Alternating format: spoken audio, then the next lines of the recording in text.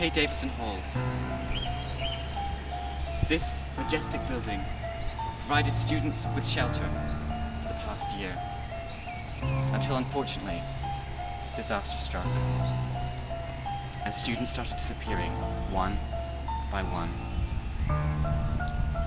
This is the story of how they disappeared.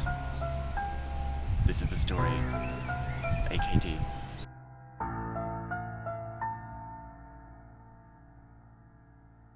This is Stirling University, a beautiful campus in the centre of Scotland, a place filled with happiness and friendship.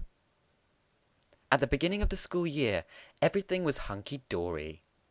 There were many nights out and times well spent. But at the end of the students' first semester, 3 of the students revealed that they were aliens and needed to return to their home planet, Arcadia, as they sensed the dark times that were coming. In a completely selfish act of self-preservation, they buggered off into their spaceship and were never seen again. This was only the first of a series of weird events. Chicken started going missing from the remaining students' fridges. And then, people.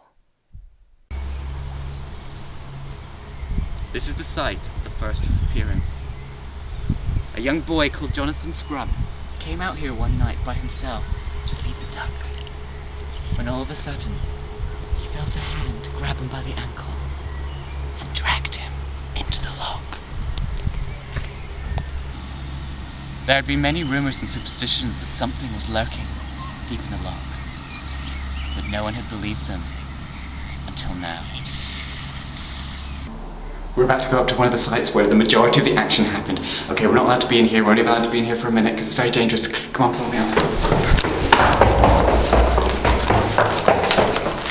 4th floor west, kitchen 1. See all these doors behind me? These used to belong to living people who were totally unaware of what was about to happen to them. All of them now gone. Let's go to the first room. Here. This room used to belong to a girl called Bailey. She was known for her adorable Cheerios obsession and fetish. She died choking on a Cheerio when she saw a mysterious creature standing at her window. This room used to belong to a girl called Ailey, a hot Latino Spanish girl. She wishes. She died of natural causes. She was one of the only people who didn't actually die due to the creatures. She died of lack of sun because her skin is so well adapted to the sun in Spain. She swizzled and died. She's now pickled in a jar. 404W. This room belonged to an Irish mole in denial. During his time here in AKD, he went on a journey of self-discovery to accept his mole inheritance. Unfortunately, by the time he did finally come to accept his mole roots, he was killed by a chainsaw.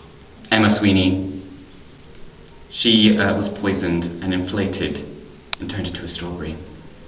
Down here, I'm recreating Amy's realistic height. She died when a creature dressed up as a man and seduced her into his bedroom. She didn't know that he was a monster, and basically, you know the rest. We don't have much time. Come on, do the fire exit. Use the toilet here. Oh yeah, mold all over the floor. Look, this is all of the creature's eggs. They lay their eggs on the ceiling and then came in, and this is how the rest of them died. They just came in and flooded the place and just killed everyone. Alistair, known for his only eating curries, and actually what he was unaware of is the creatures wanted him to do this. They brainwashed him to only eat curries so that his insides would dissolve and die. Sarah, peroxide blonde hair, she had a toy penguin, can't remember his name. Turned out that the penguin was actually one of the creature's babies. Gilda Baggins lived in the Shire. This is Fiona Morgan's room. She was tricked into taking a bus that she thought was to Aberdeen, but actually it was the monsters tricking her, and the bus took her to the creature's lair. Laura Farron's room. She got really drunk one night, went to the lock, and was dragged in by a creature. This is Mark Pearson's room. He managed to escape West Side, buggered off to East Side, and now lives happily ever after in England with his girlfriend Carrie. And finally, Gemma's room. This is a very emotional case because this was Gemma, probably the most heartbreaking story. She fell in love with one of the creatures from the lock, and it was like a Romeo and Juliet situation. He basically tricked her into loving him and made her think that he cared. And I think he did care, but I think his dad overruled him and made him kill her in her sleep. I think that's just about it. Oh, look at this. What's this here? Oh my goodness. This belonged to the room of the only person who wasn't actually killed. She was alive till very recently, Abigail Butler. For some reason, we don't know why, the creatures did not kill her, and so she committed suicide. This is the window that she committed suicide out of. Look, she was so crazy, she packed up all her possessions and jumped out the window. Nasty fall. Look, so far down. Oh dear. So that's the tale of how all these lovely people died in AKD. No one's still 100% sure why the creatures came. They haven't been seen for a few days, so we're assuming they're not going to come back. Do you want to know why I know all this? It's because these people were my friends. And I lived with them. And I survived.